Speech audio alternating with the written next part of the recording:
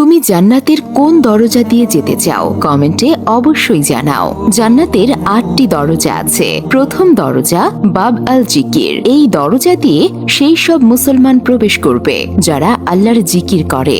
দ্বিতীয় দরজা বাব আল ইমান। এই দরজা দিয়ে সেই সব মুসলমান প্রবেশ করবে যাদের আল্লাহর উপর প্রকৃত ইমান আছে। তৃতীয় দরজা বাব আল কাজিমিন। এই দরজা দিয়ে সেই সব মুসলমান প্রবেশ করবে যারা রাগকে নিয়ন্ত্রণ করতে পারে এবং অন্যদের ক্ষমা করে। চতুর্থ দরজা আল হজ। এই দরজা দিয়ে সেই সব মুসলমান প্রবেশ করবে যারা আল্লাহর সন্তুষ্টির জন্য হজ করেছে। পঞ্চম দরজা আল রায়ান। এই দরজা দিয়ে সেই সব মুসলমান প্রবেশ করবে যারা আল্লাহর জন্য রোজা রাখে। ষষ্ঠ দরজা আল সাদাকা। এই দরজা দিয়ে সেই সব মুসলমান প্রবেশ করবে যারা আল্লাহ তাআলার সন্তুষ্টির জন্য দান খয়রাত করে।